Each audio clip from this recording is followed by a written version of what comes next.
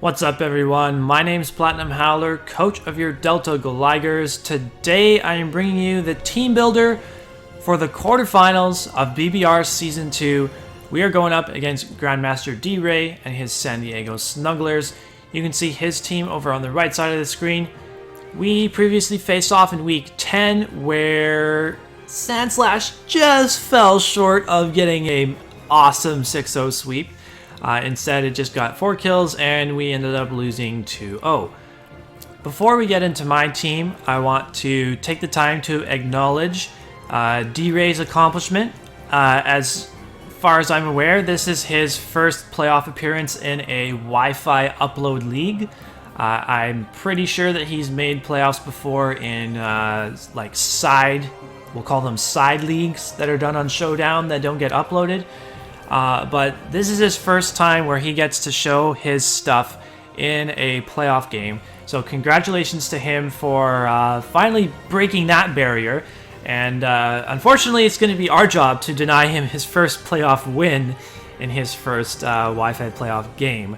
Anyways, so I am super excited about this Dragalge set. I cannot wait to get into it. So I'm just going to start. All right.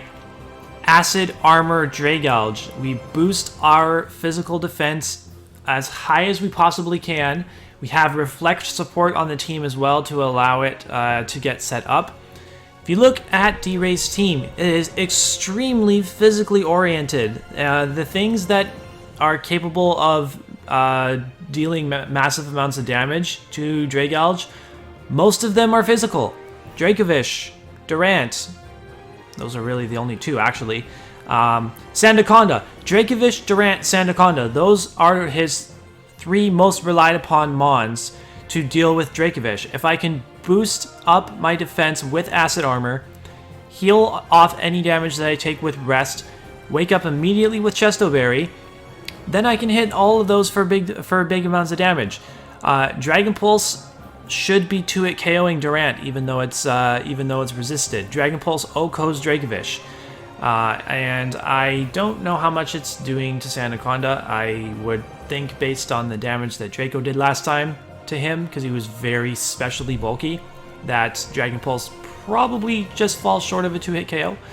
But the idea of this is he is going to have to waste a lot of resources to try to deal with this Dragalge if I get it set up correctly. And I am hoping to be able to just win with whatever I've got left in the back, mainly my fast 2 mons.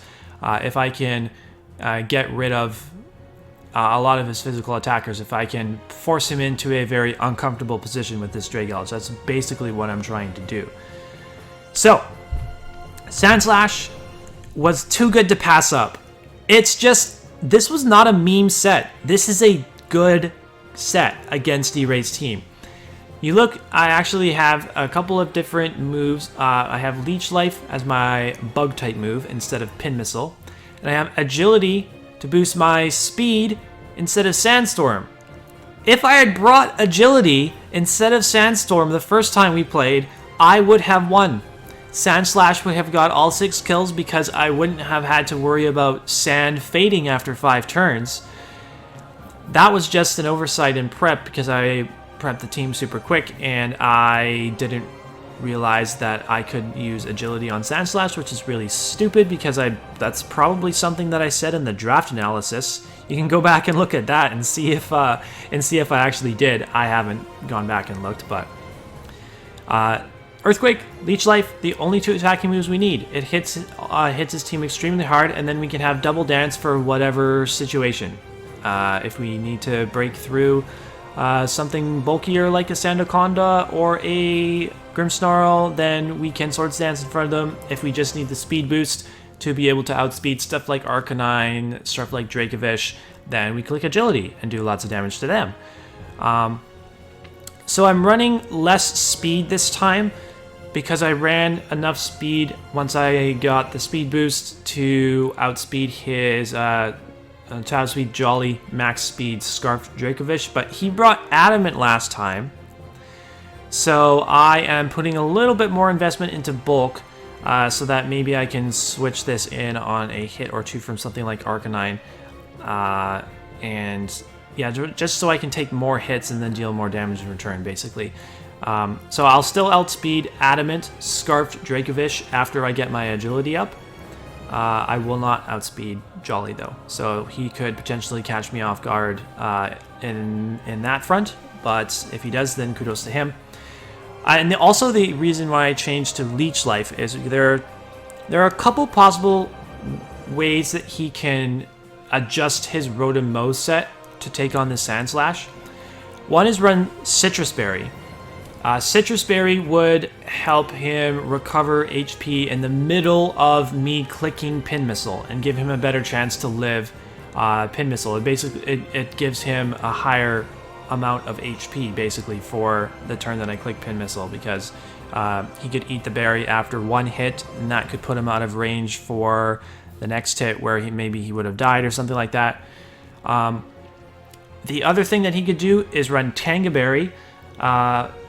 That's a little tricky though, because if I run Pin Missile again, then Tanga Berry only reduces the damage output for the first hit, and every subsequent hit after that I get, it's going to be doing normal damage. So that's really something that he has to think about. The third thing that I'm going to have to make sure I look up before the battle starts is he could run Min Speed Rotom, because last time I got Sand Slash set up in Trick Room so it could take out the Rotom, and then once Trick Room expired, I wanted to try to boost up my speed so that I could outspeed everything outside of Trick Room once it expires. So I have, like, that's where agility comes in. It helps win the speed control battle, both in Trick Room and outside of Trick Room.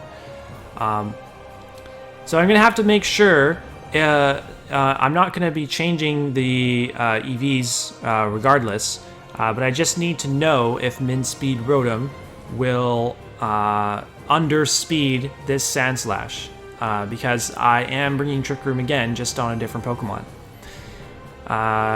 Okay. Yeah, I think I went over Sand Slash a lot there. This Rotom-Wash set is a bit strange. It was really annoying last time with Sub Pain Split, and instead this time we have Defog and Reflect. Defog, I just feel like I have to bring Defog because Orbeetle can come with Sticky Webs, and honestly I think that's the only benefit to bringing Orbeetle that he has, just because Volcarona, Lycanroc-Dusk both hit it very hard. So yeah, if the Orbeetle comes, Defog, Sticky Webs, get him out of here.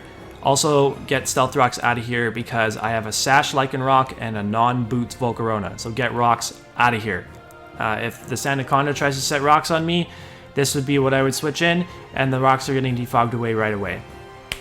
We have Rindo Berry so that we can get momentum on his Rotom-Wash, regardless of whether he clicks Leaf Storm or whether he clicks Volt Switch.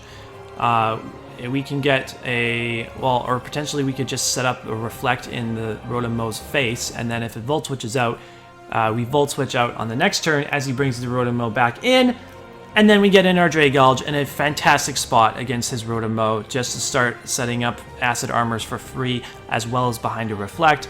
He just has very little to be able to deal damage to that.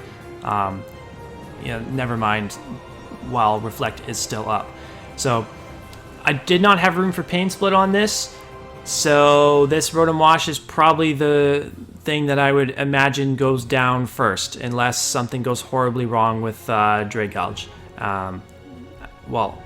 Actually Dragalge probably goes down before this because I want to Reflect and then Volt Switch out into the Dragalge, blah blah blah. So this probably still hangs around, but then once Dragalge has done its job, this Rotom-Wash is more or less expendable, and hopefully the rest of my offensive mons can take care of the rest of his team. So Trevenant here is a pretty similar set to the first time. It's max defense. Will-O-Wisp, Leech Seed, Poltergeist are the same moves. However, last time I ran Chesto Berry with Natural Cure, which was not very smart. I could have just run Chesto Berry and Harvest, because Harvest would give me back my Chesto Berry, and then I could just click Rest and not have to worry about switching out to have the sleep healed. This time, though, we're just bringing the standard Citrus Berry Harvest set, so we can switch into... This actually is a Dracovish switch-in, sort of. It should take any 2 hits from a non-banded Dracovish, and be able to get either a Will-O-Wisp off or a Elite Seed off, or also set up Trick Room for stuff like Dragalge or Sandslash that can either one can come in and put in the work with the speed advantage under Trick Room. So yeah, Trevenant really here for lots of support. This is a Volcarona set.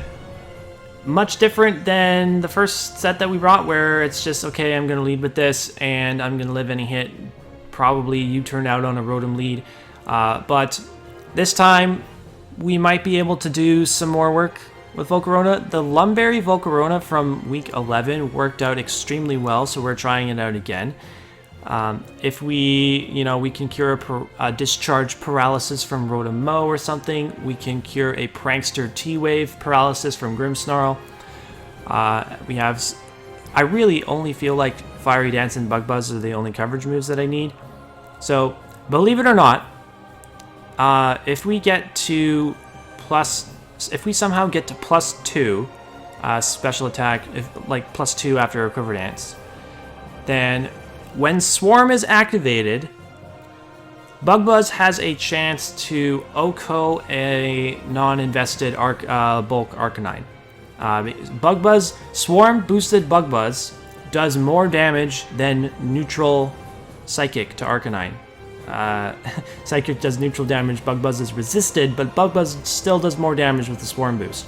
So if we can sub ourselves down into that range and get an extra powerful hit off, then yeah, I don't really know what I'm trying to accomplish with this Volcarona, to be honest, but I feel like it has to come to the game just to deal with certain things. We'll see. The new addition to the team is Lycanroc-Dusk. I thought Lycanroc-Dusk had a great matchup in the Week 9 game that never got played.